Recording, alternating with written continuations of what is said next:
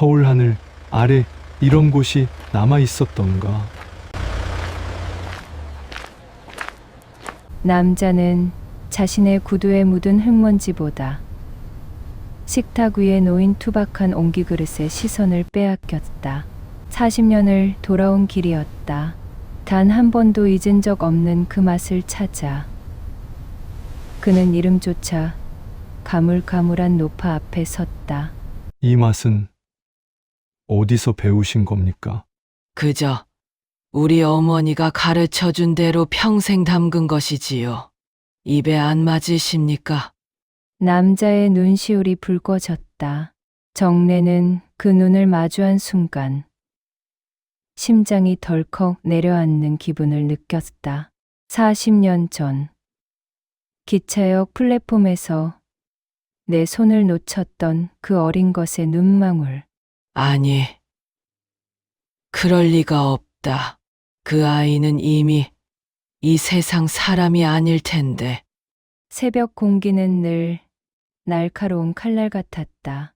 시장 골목의 어둠이 채 가시기 전 정래는 습관처럼 삐걱거리는 가게 셔터를 올렸다. 40년 세월 동안 하루도 거르지 않은 일이었다.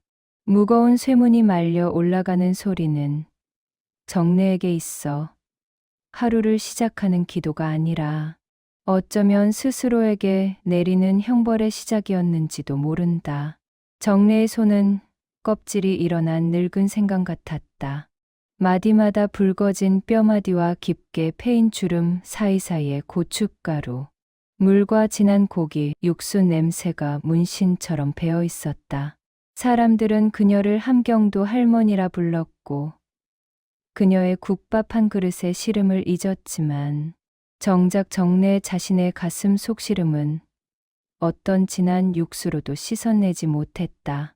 아지매, 오늘 날씨가 영 꾸물꾸물한 게 비가 한바탕 쏟아질 모양이네. 무릎 안 아프요? 옆집 생선가게의 박 씨가 얼음 상자를 끌고 지나가며 툭 던진 말에 정래는 그저 희미하게 웃어 보였다. 늙은이가 비 온다고 아프면 그게 살아있는 게지. 얼른 가서 장사 준비나 하라고. 말은 무심하게 내뱉었으나 정래는 저미는 무릎을 한번 쓸어내렸다. 비가 오려는 날이면 어김없이 환상통처럼 찾아오는 기억이 있었다. 1980년 늦가을, 안개와 연기가 자욱하던 청량리역의 승강장. 그때도 오늘처럼 습한 공기가 폐부를 찔렀다. 정래는 솥안에 든 뽀얀 사골 국물을 국자로 휘저었다. 뭉근하게 끓어오르는 수증기 너머로 찰나의 순간 놓쳐버린 조그맣고 보드랍던 손의 감촉이 되살아났다. 엄마, 저기 기차 온다 하고 외치던 아이의 맑은 목소리가 속 끓는 소리에 섞여 들려오는 듯했다. 그날 이후로 정래의 시간은 그 승강장에 멈춰 서 있었다. 남편은 아이를 잃은 슬픔과 아내를 향한 원망을 술로 달래다 일찍 세상을 떴다. 홀로 남은 정래는 시장 한 구석에 털을 잡고 국밥을 팔았다. 혹시라도 아이가 장성에 엄마의 손맛을 기억하고 찾아올까봐 가게 이름도 아이의 태명이었던 복덩이에서 따온 복간의 국밥이라 지었다. 정래는 앞치마에 손을 닦으며 가게 구석에 놓인 낡은 TV를 켰다. 아침 뉴스가 흘러나왔다.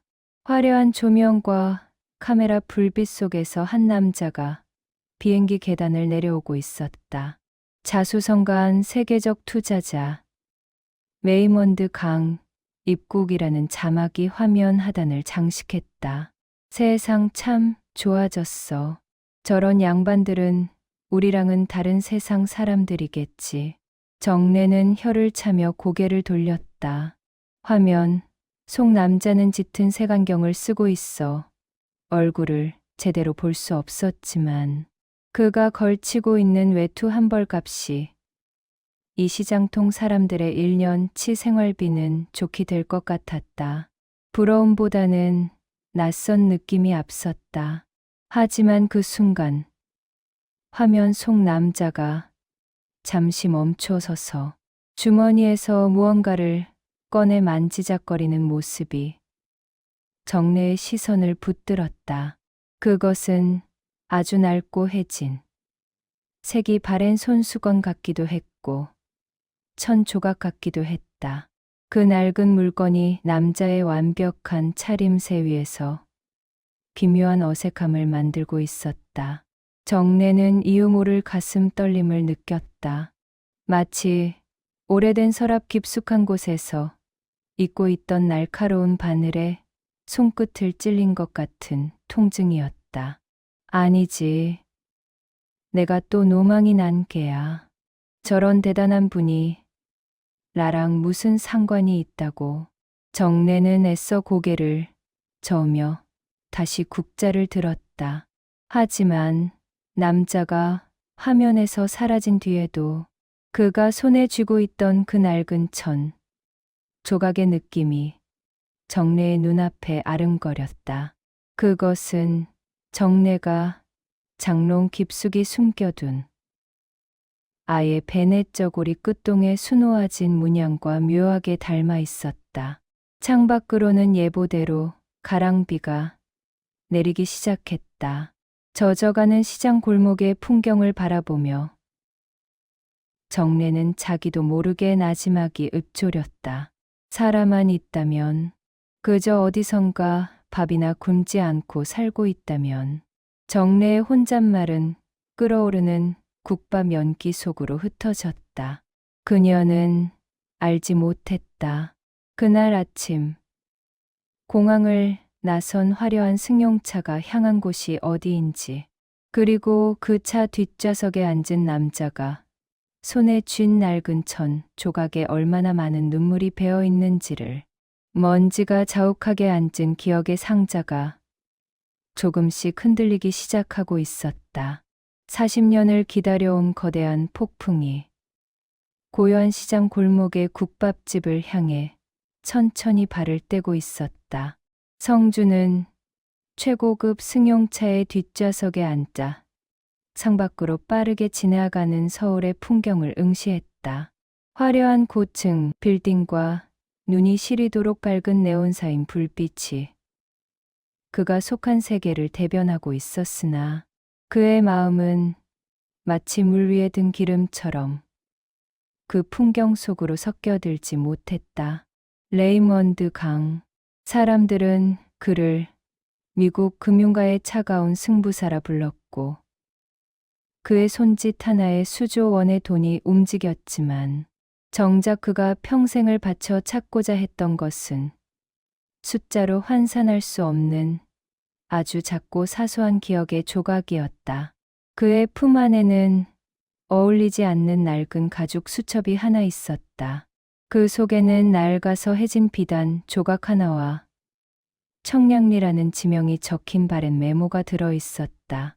대표님, 예정된 일정까지는 아직 시간이 좀 남았습니다만 정말 이 근처를 직접 걸어보시겠습니까? 앞좌석에 앉은 비서의 조심스러운 물음에 성주는 짧게 고개를 끄덕였다. 여기서부턴 혼자 가겠습니다. 근처 커피숍에서 대기하세요. 차에서 내린 성준의 구두가 투박한 보도블록에 닿았다. 맞춤 제작한 이태리제 구두는 시장 어귀의 울퉁불퉁한 길 위에서 위태롭게 삐걱거렸다. 생선 비린내와 매캐한 연기, 그리고 소리를 지르며 손님을 끄는 상인들의 목소리. 모든 것이 낯설고 불편해야 마땅했으나 성주는 묘한 안도감을 느꼈다. 코끝을 스치는 이 기름지고 구수한 냄새들이 낯이 아주 오래전 꿈속에서 맡아본 향기처럼 그의 발걸음을 이끌었다.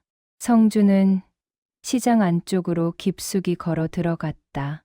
그가 지나갈 때마다 상인들의 시선이 화살처럼 꽂혔다. 시장의 풍경과는 도무지 어울리지 않는 이방인의 등장에 사람들은 일손을 멈추고 속닥거렸다. 저 사람 좀 봐. 텔레비전에 나오는 회장님 아니야?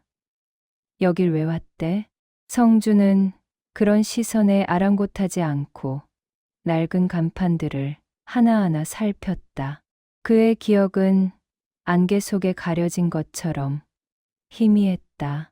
짙은 안개 너머로 들리는 기차 소리, 차가운 바닥의 감촉, 그리고 누군가의 따뜻했던 손길.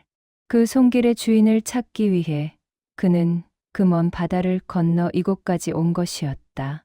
그때였다.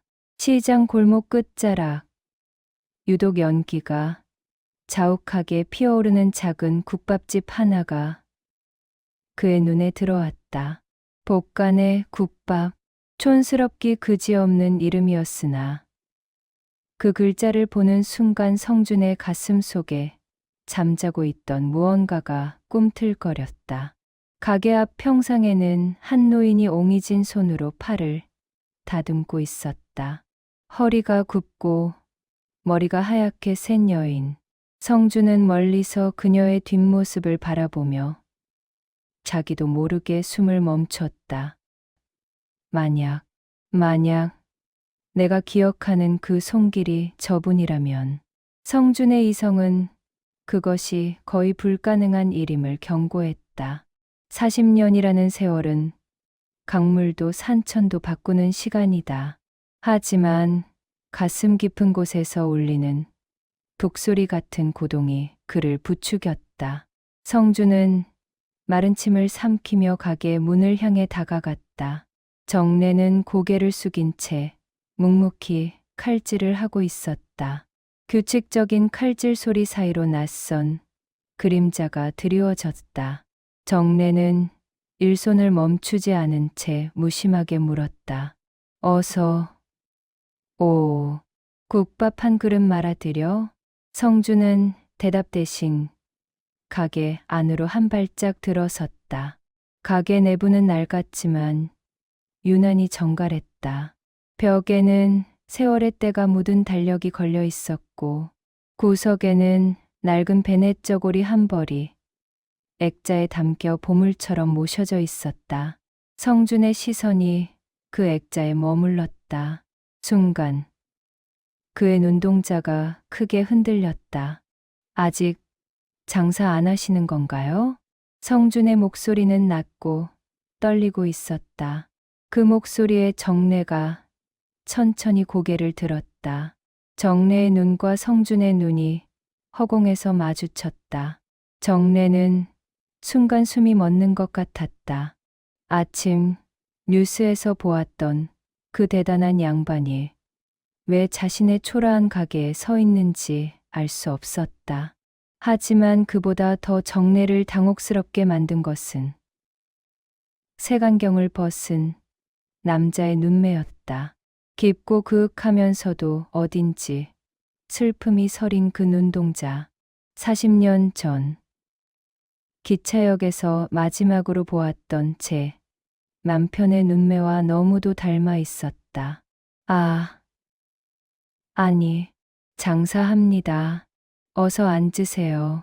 귀한 분이 이런 데를 다 오시고. 정내는 당황한 나머지 앞치마에 연신 손을 닦으며 자리를 권했다.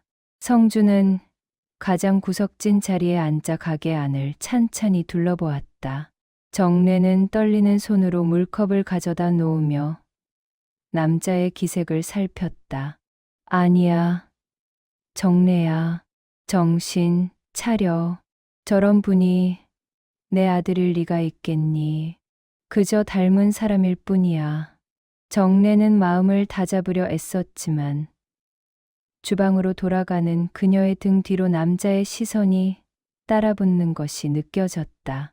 성준은 정내가 내놓은 보리차 한 모금을 마셨다. 차가운 몸 안으로 따뜻한 온기가 퍼져나갔다. 그것은 단순한 온기가 아니라 오랫동안 얼어붙어 있던 마음의 빗장을 녹이는 신호탄 같았다. 정례가 국밥을 준비하는 동안 성주는 가슴 안주머니에 넣어둔 손수건 조각을 만지작거렸다. 그 조각과 저 액자 속의 저고리가 만날 날이 올 수 있을까? 시장 골목의 소음이 멀어지고 적막한 국밥집 안에는 끓는 소채, 수증기만이 두 사람 사이에 보이지 않는 공기를 가득 채우고 있었다. 의심과 희망이 교차하는 그 짧은 침묵 속에서 40년의 세월은 서서히 그 무게를 덜어내고 있었다. 김이 모락모락 피어오르는 국밥 한 그릇이 성준의 앞에 놓였다. 투박한 뚝배기 안에서 펄펄 끓는 국물은 뽀얀 빛깔을 내뿜으며 구수한 향을 풍겼다. 정례는 마른 행주로 탁자를 한 번 더 닦아내며 조심스럽게 숟가락과 젓가락을 놓아주었다. 그녀의 손등에 붉어진 힘줄과 검버섯이 성준의 눈에 들어왔다.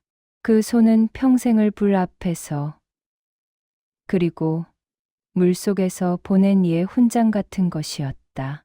성준은 잠시 숟가락을 들지 못한 채 국밥을 내려다보았다. 뉴욕의 최고급 식당에서 수백만 원짜리 요리를 먹을 때도 느껴보지 못한 이상한 기분이 그의 목을 조여왔다. 정례는 주방 입구에 서서 수건을 만지작거리며 그를 지켜보았다. 입에 맞을지 모르겠소. 우리 집은 조미료를 안 쓰고 그저 뼈만 푹 고아내는 거라. 요즘 사람들 입맛에는 좀 심심할지도 모르지.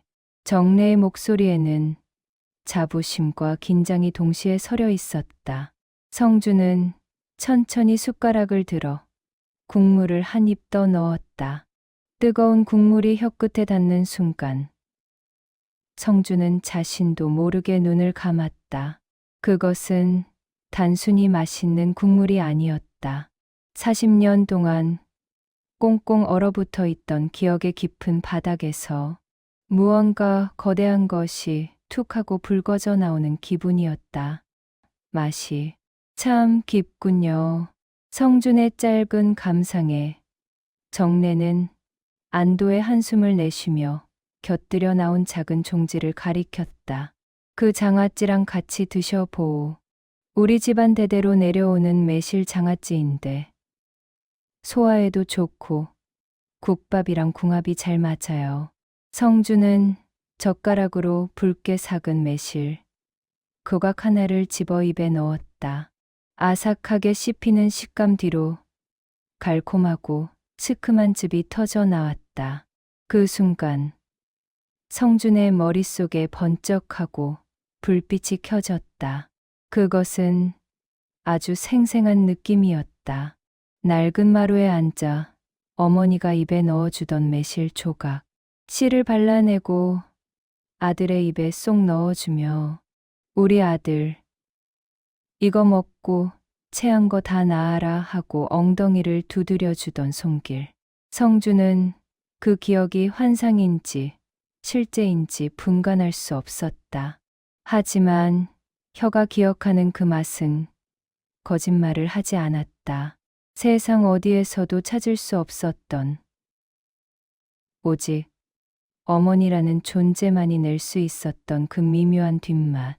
성준의 손이 미세하게 떨리기 시작했다. 그는 고개를 숙인 채 국밥을 먹는데 열중했다. 정례는 그 모습을 보며 심장이 터질 듯이 뛰는 것을 느꼈다. 어쩜 저렇게 먹는 모습까지 닮았을까. 남자는 뜨거운 국물을 마실 때 오른쪽 입꼬리를 살짝 올리는 버릇이 있었다. 그것은 정례의 죽은 남편이 국밥을 먹을 때 보이던 버릇과 판박이었다. 정례는 눈시울이 뜨거워지는 것을 참으려 애써 시선을 돌렸다. 저렇게 귀한 차림을 한 신사가, 저렇게 높은 분이 제 아들일 리 없다고 스스로를 타일렀지만 핏줄의 끌림은 이성의 목소리보다 컸다. 할머니, 이 매실 장아찌 혹시 직접 담그신 겁니까? 성준이 물었다. 그의 눈은 이미 조금 젖어 있었다. 그럼요. 시장에서 사다 쓰는 거랑은 뿌리부터 다르지요. 매실을 소금에 절였다가 다시 꿀이랑 고추장에 삭히는 게 너간 손이 많이 가는 게 아니거든. 우리 어머니가 가르쳐 주신 방식인데 이제는 나밖에 아는 사람이 없어요. 정래의 말에 성주는 숨이 막히는 것 같았다.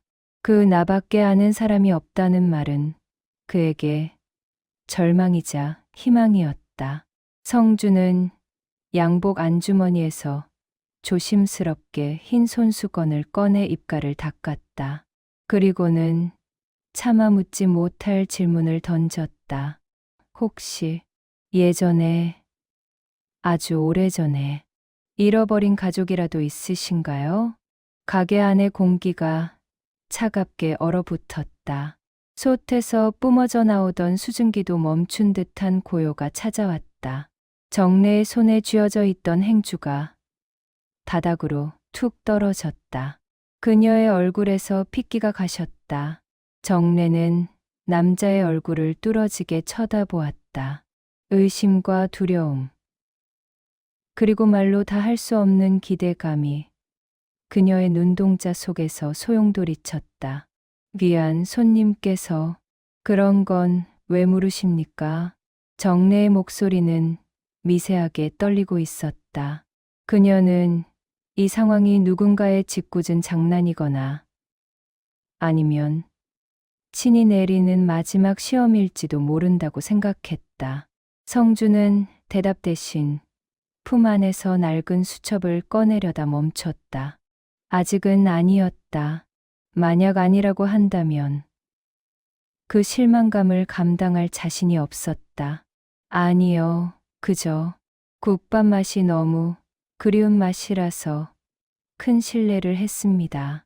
죄송합니다. 성주는 서둘러 자리에서 일어났다. 그는 식탁 위에만 원짜리 뷔페 몇 장을 두서없이 내려놓았다.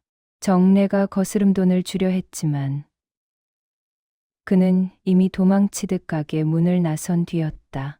비가 조금씩 굵어지는 시장 골목으로 사라지는 남자의 뒷모습을 보며 정래는 가게 문틀을 붙잡고 간신히 서 있었다. 아니야. 아닐 거야. 하지만 그 눈매, 그 장아찌를 먹던 그 표정, 정래의 마음속에 드리워진 의심의 실타래가 조금씩 풀리기 시작했다. 그것은 우연이라 하기엔 너무나 날카롭고 필연이라 하기엔 너무나 가혹한 인연의 시작이었다. 성준 역시 차 뒷좌석에 앉아 거칠게 숨을 몰아쉬었다. 혀끝에 남은 매실의 맛이 심장을 계속해서 두드리고 있었다. 어둠이 내리는 시장통, 낡은 국밥집의 불빛만이 위태롭게 흔들리고 있었다. 두 사람의 운명은 이제 되돌릴 수 없는 방향으로 흐르기 시작했다. 성주는 도심 한복판에 위치한 최고급 호텔의 맨 꼭대기층 유리창 앞에 서 있었다. 발 아래로는 보석을 흩뿌려 놓은 듯한 서울의 야경이 펼쳐져 있었지만 그의 시선은 자꾸만 어둠이 내려앉은 북쪽의 낡은 시장 골목을 향했다. 억만장자의 화려한 양복 아래로 감춰진 심장은 국밥집에서 마주한 그 노인의 서늘한 눈매를 기억하며 거세게 요동치고 있었다. 그럴 리 없다. 그저 우연의 일치일 뿐이다. 그는 스스로를 다독였지만 낮에 본 그 할머니의 손등에 새겨진 흉터와 굽은 허리는 지워지지 않는 잔상으로 남았다. 성주는 전화기를 들어 비서에게 나직한 목소리로 지시를 내렸다. 복간의 국밥집 주인에 대해 조사해 주십시오. 사생활에 방해되지 않게 아주 은밀하게. 특히 1980년대 초 청량리역 부근에서의 행적을 집중해서 알아봐 주세요. 전화를 끄는 성준의 손가락이 미세하게 떨렸다. 평생을 숫자로 증명되는 진실만을 믿어온 그였다. 그러나 오늘 혀끝에 닿았던 그 알싸한 예실 맛은 어떤 기록보다도 확실한 혈육의 신호를 보내고 있었다. 그것은 논리의 영역이 아니라 뼈와 살이 기억하는 핏줄의 당김이었다. 같은 시각, 정래는 가게 셔터를 내리고 작은 뒷방에 홀로 앉아 있었다. 방 한편에는 빛바랜 흑백 사진 한 장이 놓인 작은 상이 있었다. 사진 속 사내는 젊은 시절의 남편이었다. 무뚝뚝한 눈매에 고집스러워 보이는 입술. 하지만 웃을 때면 한없이 선량해 보이던 그 사람. 정래는 돋보기를 고쳐 쓰고 사진을 뚫어지게 응시했다. 오늘 본 그 신사와 사진 속 남편의 얼굴을 겹쳐 보았다. 영감. 당신이 살아 돌아온 줄 알았소. 어쩌면 그리도 눈매가 당신을 쏙 빼닮았는지. 정래는 떨리는 손으로 사진 위를 쓸어내렸다. 40년 전 아이를 잃어버린 날부터 남편은 죽는 날까지 단 한 번도 크게 웃지 않았다. 정래를 원망하기보다는 제 못난 능력을 탓하며 술로 밤을 지새우던 사내였다. 죽기 직전에도 진수, 우리 진수 꼭 찾아야 해 라는 말을 유언처럼 남겼던 사람. 정래의 마음속에 의심의 싹이 돋아나기 시작했다. 그 신사는 분명 귀하디기한 사람처럼 보였다.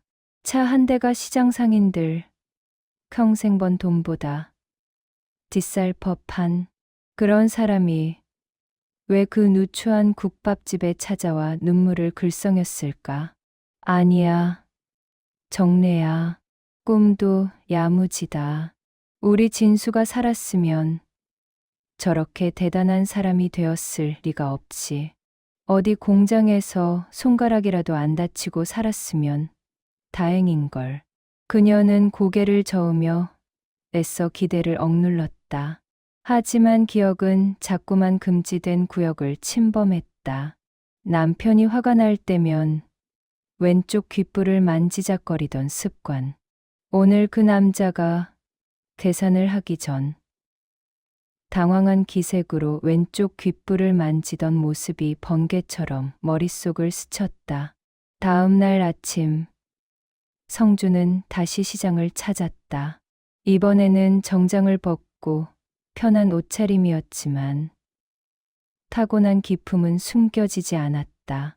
그는 정래의 국밥집 건너편 찻집에 앉아 멀리서 그녀를 지켜보았다. 정래는 어제와 다름없이 무거운 솥을 닦고 채소를 다듬었다. 그 고달픈 노동의 반복을 지켜보며 성준의 명치 끝이 아려왔다. 저 작은 어깨 위에 얹힌 세월의 무게가 자신 때문인 것만 같아 숨이 막혔다. 그때 정래의 조카이자 시장의 문제아로 통하는 광팔이 가게로 들이닥쳤다. 고모. 아, 오늘 장사 잘 된다며? 돈 좀 줘봐. 나 급전이 필요해서 그래. 광팔은 정래의 앞치마 주머니를 거칠게 뒤지려 했다. 정래는 익숙한 듯 진저리를 치며 그를 밀어냈다. 이놈아, 이 돈이 어떤 돈인데? 시장 사람들 뒷담 묻은 돈이다. 손 떼라. 건너편에서 그 광경을 목격한 성준의 눈빛이 순식간에 차갑게 식었다. 그는 의자에서 일어나 성큼성큼 가게로 향했다. 성준의 그림자가 광팔의 머리 위로 짙게 드리워졌다. 그 손, 당장 놓으시는 게 좋을 겁니다. 낮고 위험 있는 성준의 목소리에 광팔이 움찔하며 뒤를 돌아보았다. 정내는 갑자기 나타난 어제의 그 신사를 보고 얼어붙었다. 성주는 광팔의 손목을 단단히 움켜쥐었다. 운동으로 다져진 그의 소나기 힘에 광팔은 비명을 질렀다. 아이고, 이거나, 당신 뭐야? 남의 집안일에 웬 참견이야? 성주는 대답 대신 차가운 미소를 지으며 광팔의 눈을 응시했다. 그 눈빛은 먹잇감을 노리는 맹수처럼 서늘했다. 남의 집안일인지 아닌지는 두고 보면 알겠지. 하지만 한 번만 더 이 어르신께 무례하게 굴면 당신 인생에서 다신 이 시장 땅을 밟지 못하게 만들어줄 수도 있어. 내 말이 농담 같은가? 성준의 서늘한 기운에 압도된 광팔은 욕설을 내뱉으며 도망치듯 자리를 떴다. 가게 안에는 다시 정막이 찾아왔다. 정내는 흐트러진 옷매무새를 가다듬으며 성준을 올려다보았다. 햇살을 등지고 선 성준의 모습이 40년 전 기차역 광장에서 자신을 지켜주던 젊은 남편의 그림자와 겹쳐 보였다. 손님, 왜 자꾸 저 같은 늙은이를 도와주십니까? 정내의 물음에 성준은 잠시 침묵했다. 그는 차마 어머니라는 단어를 입에 올리지 못한 채 떨리는 목소리로 답했다. 누군가를 몹시 닮으셨습니다. 제가 평생을 바쳐 그리워한 분과요. 정내의 눈에 이슬이 맺혔다. 서로의 속마음을 감춘 채 마주 선 두 사람. 긴가민가 하던 마음은 어느덧 확신을 향한 두려움으로 변해가고 있었다. 닮아 있는 것은 얼굴만이 아니었다. 그들이 등 뒤로 드리운 고독의 그림자조차 꼭 닮아 있었다. 성준이 머무는 호텔의 맨 꼭대기층은 인간이 누릴 수 있는 최상급의 풍요로 가득 차 있었다. 발밑에 깔린 양탄자는 구름 위를 걷는 듯 폭신했고 사방의 노인 대리석 조각상과 진귀한 그림들은 이곳이 현실과는 동떨어진 황금의 성임을 증명하고 있었다. 그러나 그 화려한 공간의 주인인 성주는 정작 그 성 안에서 가장 가난한 표정을 짓고 있었다. 그는 거울 앞에 서서 제 몸을 비추어 보았다. 수천만 원이 넘는 비단 셔츠가 그의 단단한 어깨를 감싸고 있었지만 성주는 자꾸만 그 옷감이 살을 파고드는 가시처럼 느껴졌다. 이 모든 것이 무슨 소용이란 말인가. 성주는 깊은 한숨을 내쉬며 셔츠 단추를 하나씩 풀었다. 그의 왼쪽 가슴비, 심장과 가장 가까운 곳에는 아주 작고 희미한 흉터 하나가 자리 잡고 있었다. 그것은 어린 시절 해외 입양인으로서 거친 세상을 살아내며 얻은 훈장이자 자신의 뿌리를 증명할 유일한 증표와도 같았다. 해설 성주는 거울 속에 자신을 보며 늘 묻곤 했습니다. 바다 건너 낯선 땅. 말 한마디 통하지 않는 양부모 밑에서 그는 철저한 이방인이었습니다. 배고픔보다 무서운 것은 나는 누구인가라는 근원적인 고독이었습니다. 남들이 그를 향해 백만장자의 기적이라 칭송할 때 성주는 홀로 욕조에 몸을 담그고 제 어깨에 남은 어머니의 온기를 필사적으로 떠올리곤 했습니다. 성준의 기억 속에 남은 어머니는 형체 없는 안개 같았다. 하지만 단 하나 선명한 모습이 있었다. 아이를 껴안을 때 살짝 드러나던 어머니의 왼쪽 어깨. 그곳에는 마치 금방이라도 날아오를 듯한 나비 모양의 붉은 점이 있었다. 어린 성주는 어머니의 품에 안겨 그 나비를 만지작거리며 잠들곤 했다. 대표님, 부르셨습니까? 비서의 부름에 성주는 서둘러 옷을 여몄다. 조사한 내용은 어떻게 되었나? 예.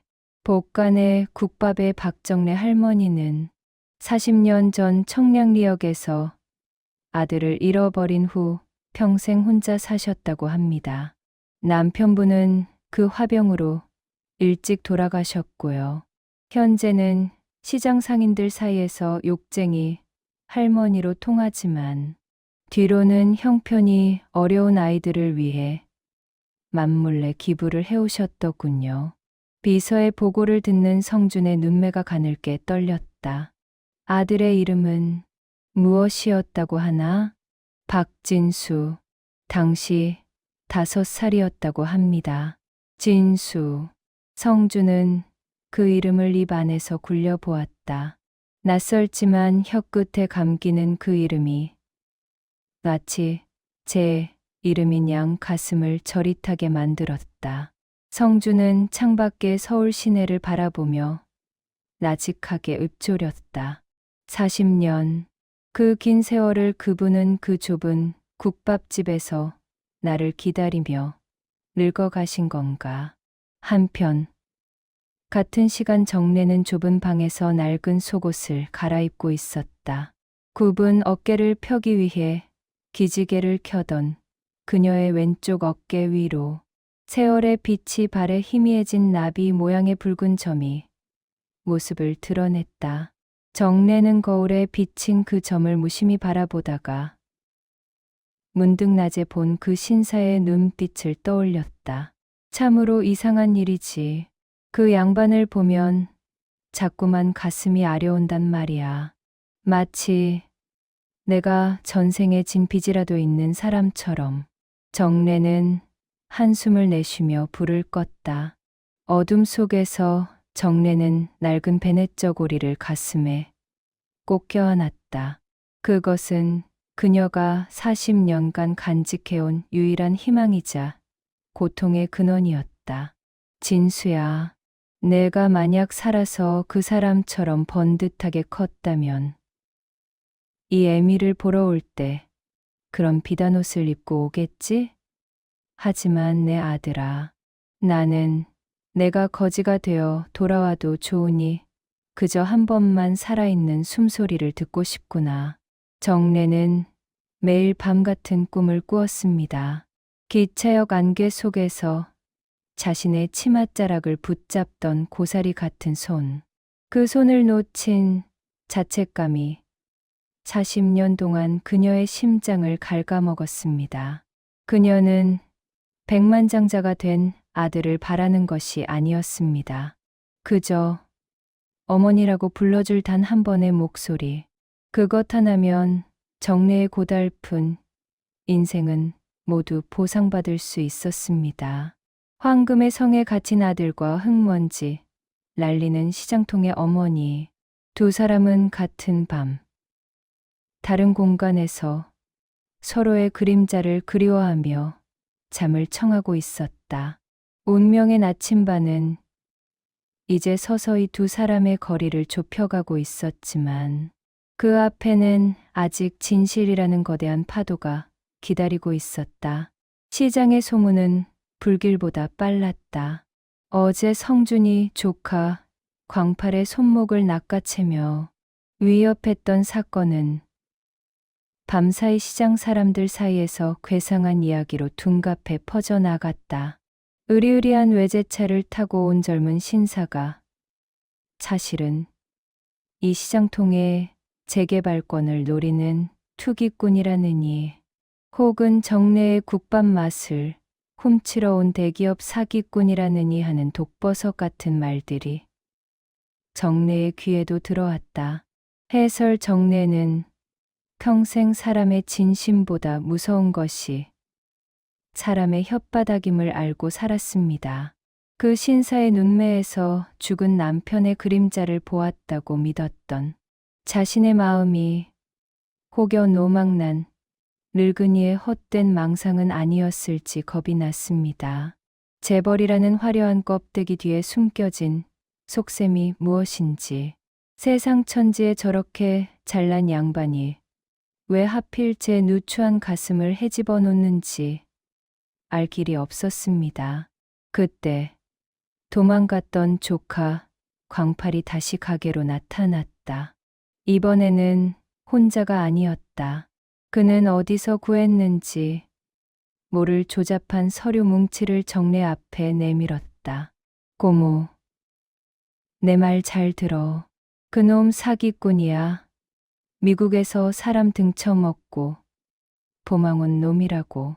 저번에 보니까 고모 베넷 저고리 액자 유심히 보더라. 그거 골동품으로 비싸게 팔아먹으려는 수작이야. 이놈아, 그게 무슨 말도 안 되는 소리냐. 그 양반이 뭐가 아쉬워서 그 낡은 천 조각을 탐낸단 말이냐. 정내는 손을 저었지만 광팔은 더욱 기세등등하게 목소리를 높였다. 에이, 고모는 참 세상 물정을 몰라도 너무 몰라. 그놈이 고모 아들인 척해서 이 시장 땅 나중에 가로채려고 그러는 거라고. 요즘 그런 사기가 유행이래. 텔레비전도 안 봐. 정래의 가슴 한구석이 서늘해졌다. 아들인 척, 그 말이 비수처럼 가슴에 꽂혔다. 혹시라도 그 신사가 자신을 어머니라 불러줄지도 모른다는 기대를 품었던 자신이 부끄러워졌다. 한편 성준의 상황도 그리 좋지 못했다. 그의 입국 소식을 들은 미국 회사의 반대파들이 성준의 약점인 출생의 비밀을 이용해 헛소문을 퍼뜨리기 시작한 것이었다. 대표님, 큰일입니다. 일부 신문에서 대표님이 한국에서 자짜 어머니를 예세워 사람 좋은 척 연극을 하려 한다는 나쁜 기사가 났습니다. 그 시장통 국밥집 할머니와의 만남이 롤레 따라붙은 사진사들에게 찍혔습니다. 비서의 다급한 보고에 성준은 미간을 찌푸렸다. 사람 좋은 척 연극이라니. 내가 어머니를 찾는 것이 누군가에게는 본벌이 수단으로밖에 보이지 않는단 말인가. 성준은 참을 수 없는 환멸을 느꼈다. 자신을 둘러싼 거대한 부와 권력이 오히려 어머니를 찾는 길을 가로막는 새창살이 되어 있었다. 그는 정내가 이 추잡한 소문에 휘말려 상처받을까봐 두려웠다. 성준은 서둘러 시장으로 차를 몰았다.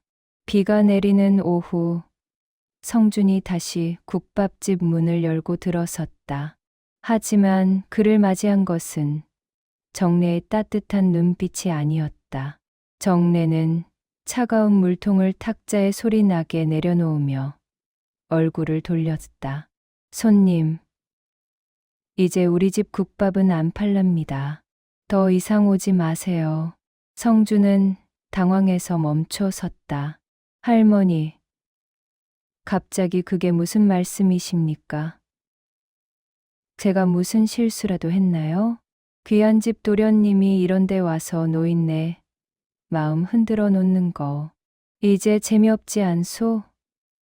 당신이 투기꾼이든 사기꾼이든 나는 관심 없으니 제발 내 아들 이름 팔아서 장난질하지 마시오.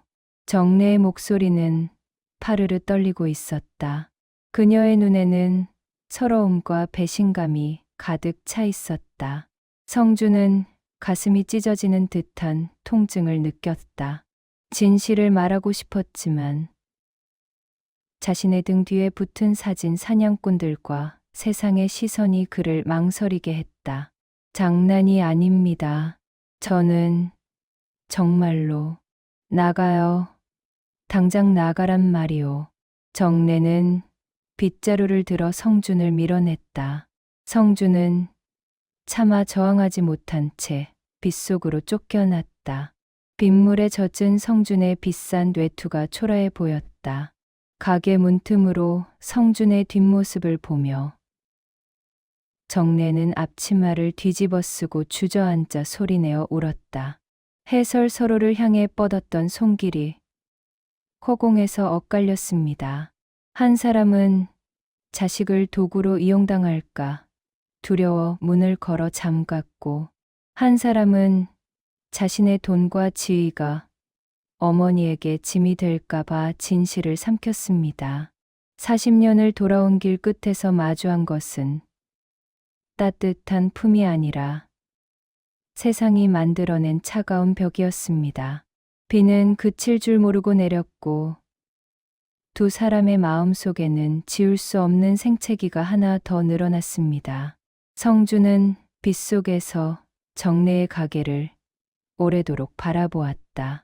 그의 손에는 정래에게 주려고 준비했던 40년 전 잃어버린 아이의 것과 똑같은 문양의 손수건이 꽉 쥐어져 있었다.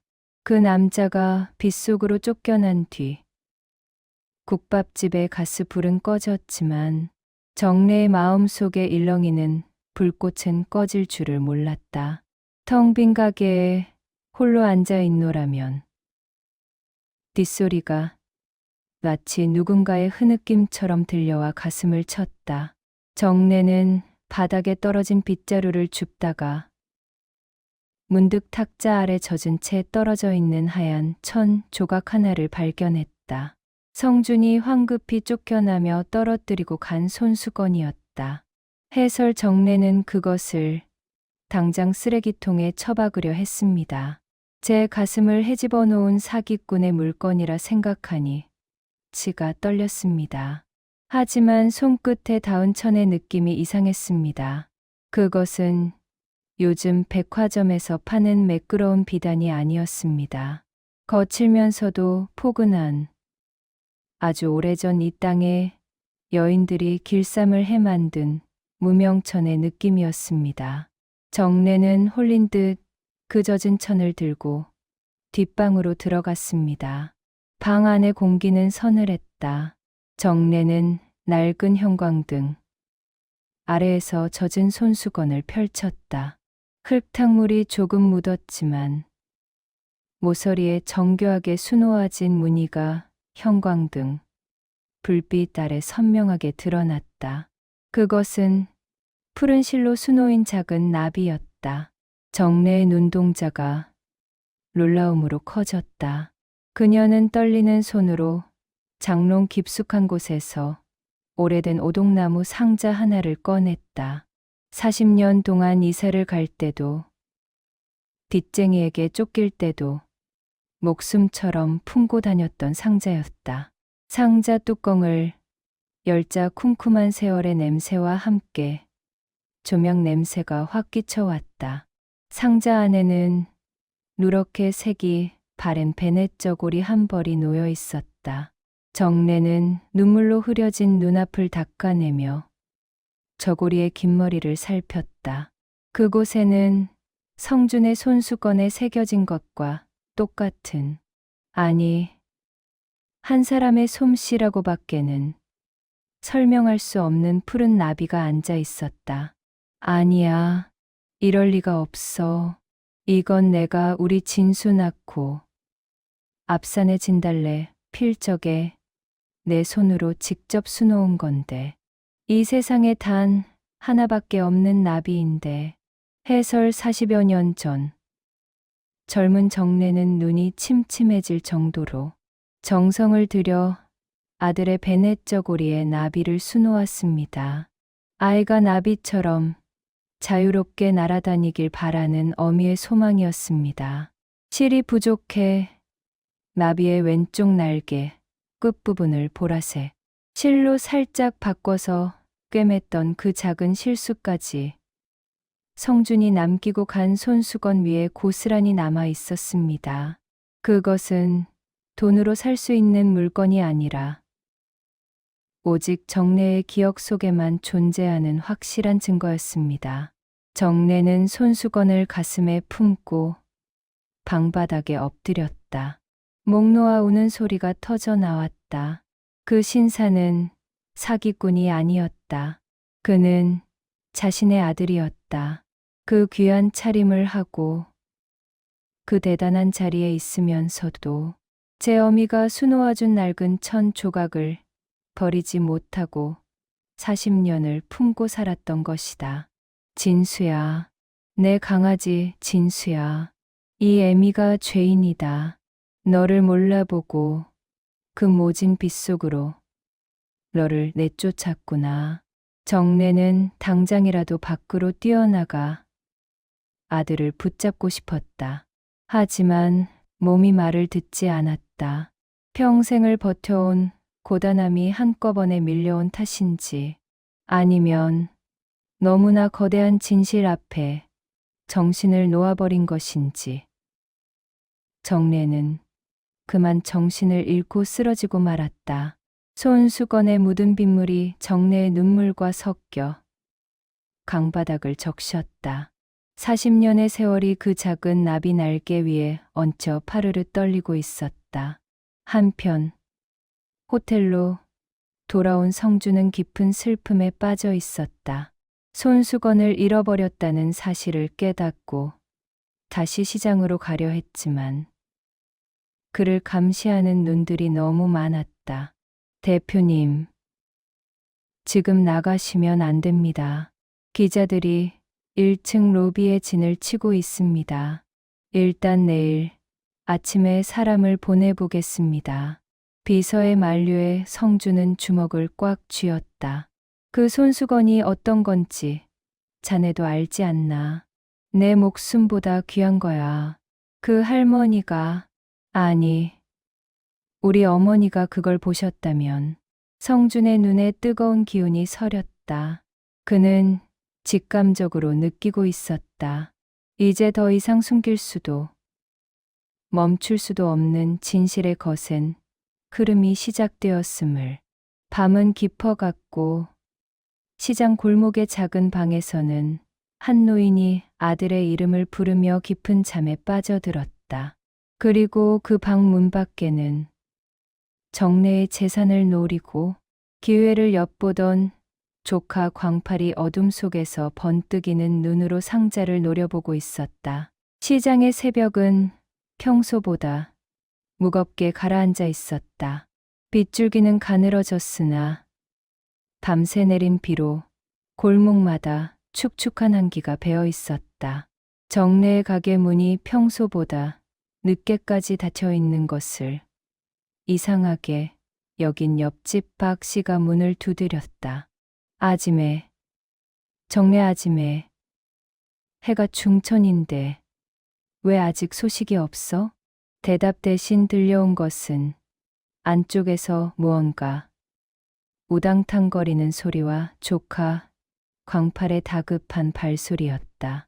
박 씨가 상인들을 불러 문을 강제로 열었을 때 방 안은 아수라장이 되어 있었다. 정래는 창백한 안색으로 쓰러져 있었고 광팔은 정래가 목숨처럼 아끼던 오동나무 상자를 옆구리에 낀 채 뒷문으로 달아나려다 붙잡혔다. 해설 40년을 오직 아들 하나 돌아오길 기다리며 매운 연기 속에 살았던 여인이었습니다. 제 몸 하나 돌보지 못하고 퍼주고만 살았던 그 고단한 인생의 끝이 피부치라 믿었던 조카의 욕심에 짓밟히는 순간이었습니다. 사람들은 쓰러진 정래를 보며 혀를 찼지만 정작 정래의 혼은 이미 저 먼 청량리역의 안개 속을 헤매고 있었습니다. 소식은 삽시간에 성준에게 전달되었다.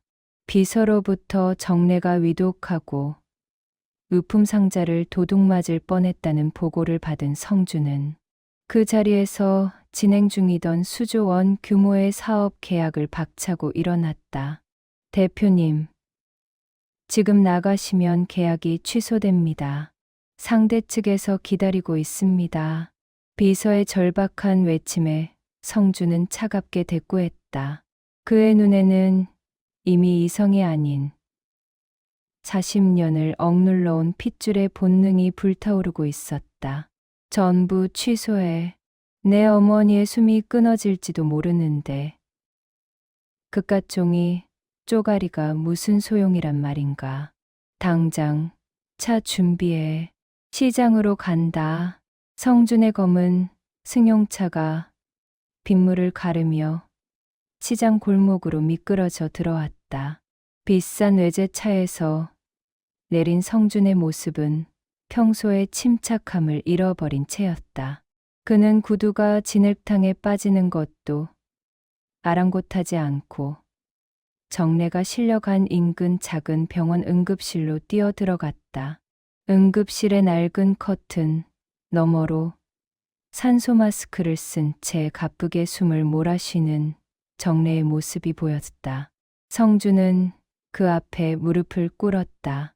억만장자의 무릎이 차가운 병원 바닥에 닿는 소리가 조용한 응급실에 울려 퍼졌다. 할머니, 아니, 어머니, 제발 눈 좀 떠보세요. 제가 너무 늦었습니다. 성준의 떨리는 손이 정례의 마디진 손을 잡았다. 그때였다. 의료진이 정례의 상태를 확인하기 위해 환자복을 매만지는 순간 정례의 왼쪽 어깨가 살짝 드러났다. 성준의 시선이 그곳에 멈췄다.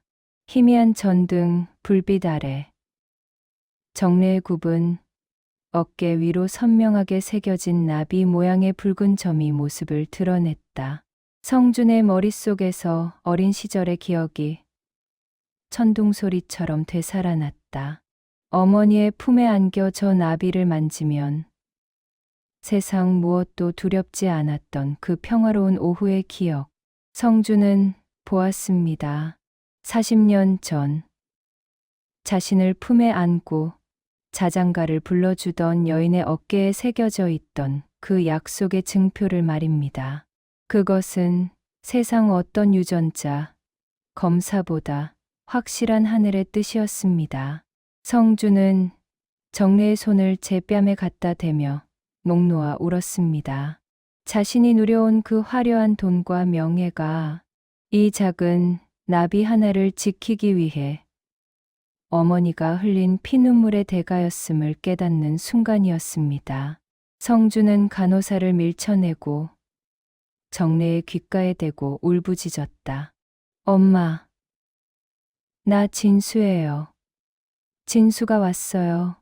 제발, 제발 한 번만 눈 좀 떠보세요. 진수라는 이름이 병실 안을 가득 채웠다.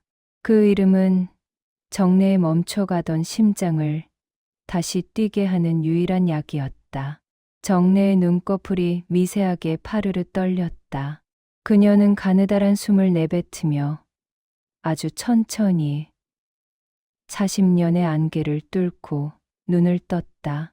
흐릿한 시야 너머로 꿈에도 그리던 그 눈매가 자신을 내려다보고 있었다. 정례는 힘겹게 손을 들어 성준의 얼굴을 더듬었다. 진수, 내 강아지, 진수니? 정례의 쉰 목소리가 성준의 가슴을 후벼 팠다. 성준은 어머니의 손바닥에 자신의 얼굴을 묻고 아이처럼 소리내어 울었다. 벼랑 끝에서 부른 이름이 마침내 서로에게 닿는 순간이었다. 병실 밖으로는 조카 광팔이 경찰에 끌려가는 소동이 들려왔지만 두 사람에게는 오직 서로의 숨소리만이 세상의 전부였다. 병실 창가로 스며드는 아침 햇살은 유난히도 맑고 투명했다.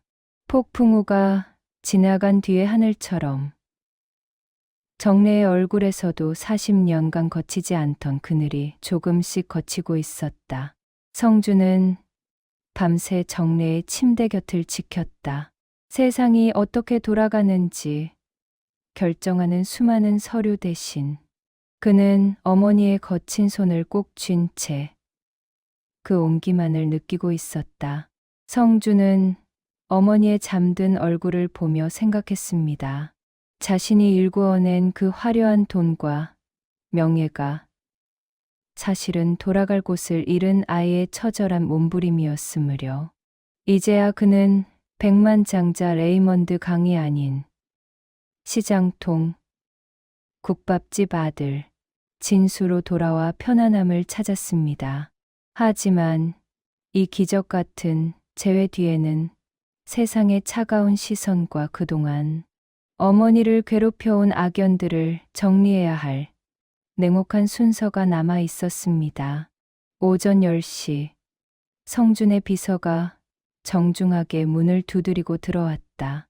그의 손에는 흰 봉투 하나가 들려 있었다. 공식적인 유전자 검사 결과가 담긴 서류였다. 사실 성준에게는 더 이상 종이, 조각 따위는 필요 없었다.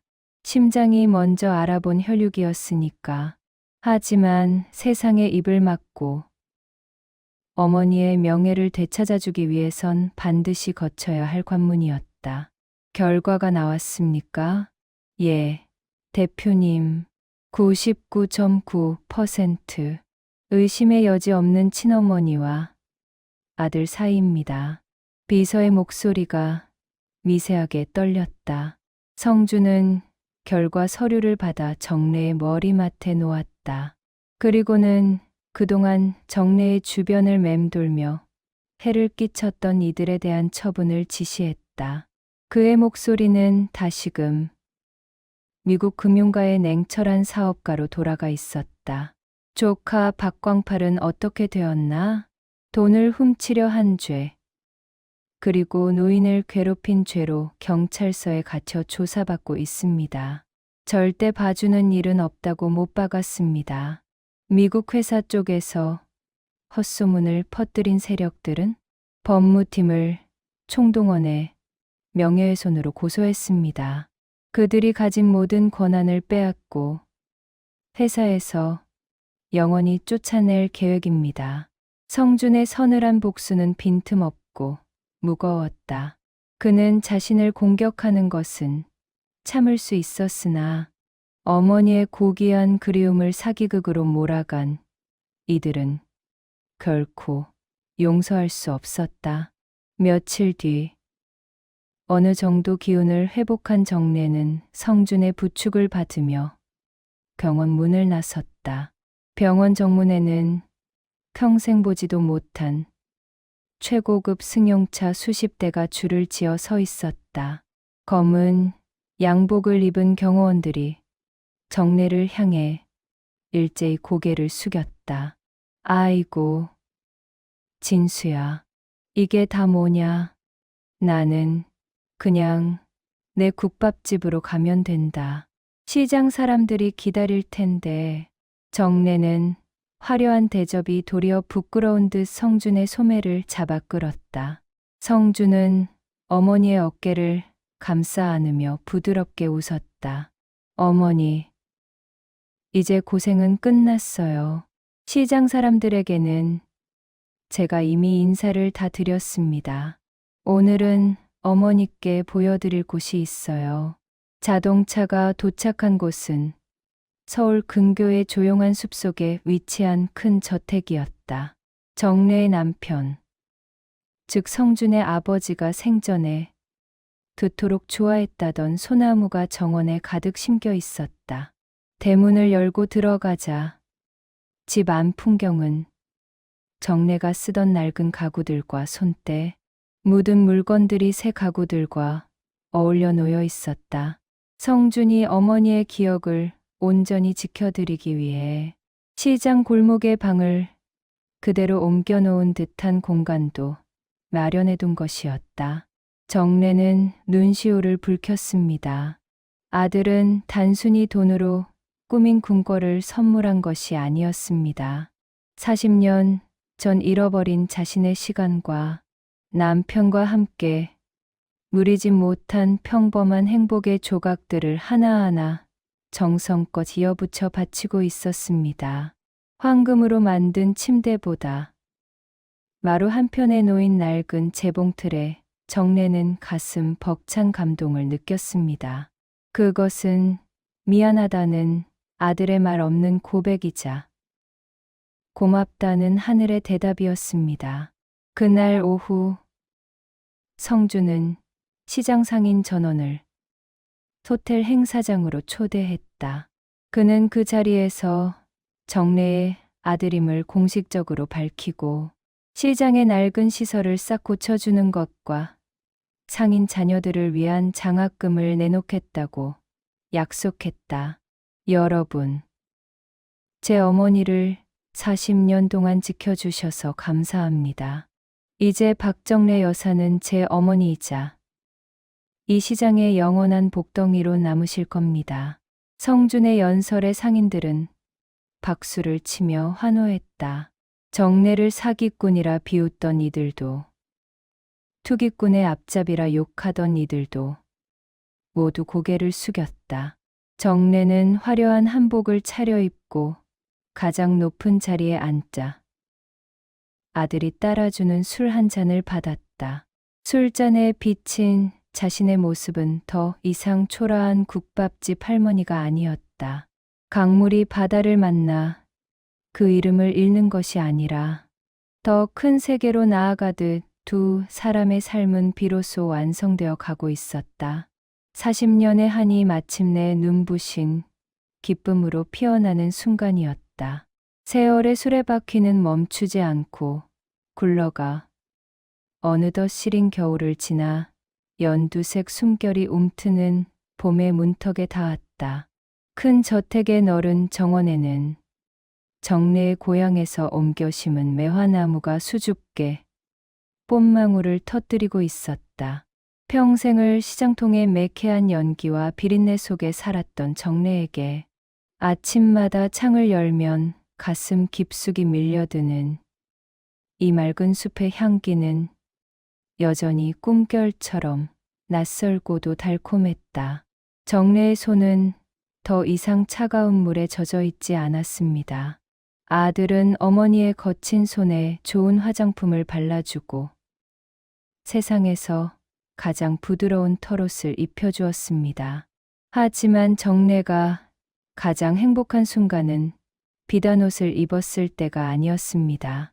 넥타이를 매지 못한 채 쩔쩔매는 다 큰 아들의 뒷모습을 보며 짐짓 타박하듯 그 매듭을 고쳐 잡아줄 때였습니다. 40년을 건너뛴 자식 돌봄은 그렇게 소소하고도 문물겨운 일상으로 채워지고 있었습니다. 어느 화창한 오후, 성주는 정례에게 조심스럽게 제안했다. 어머니, 오늘 저랑 같이 가보실 곳이 있어요. 이제는 가보셔도 될 것 같아서요. 성준이 정례를 데리고 향한 곳은 현대식으로 몰라보게 변해버린 청량리역이었다. 정례는 차에서 내리는 순간 몸을 떨었다. 유리와 쇠기둥으로 뒤덮인 거대한 기차역 건물은 예전에 낡고 남루했던 모습이 아니었지만 공기 중에 떠도는 기차의 진동과 경적 소리는 단숨에 정례를 1980년에 그 비극적인 가을날로 되돌려 놓았다. 정례는 성준의 팔을 꼭 붙잡고 승강장 한쪽에 섰다. 여기가 내 손을 놓쳤던 곳이다. 그날도 비가 참 많이 왔었지. 나는 내가 저 기차를 타고 아주 멀리 가버린 줄만 알고 기차가 지나갈 때마다 가슴이 무너져 내렸단다. 성주는 어머니의 떨리는 어깨를 감싸 안았다. 그는 주머니에서 정례가 수놓았던 그 푸른 나비 손수건을 꺼내 정례의 손에 쥐어주었다. 어머니, 보세요.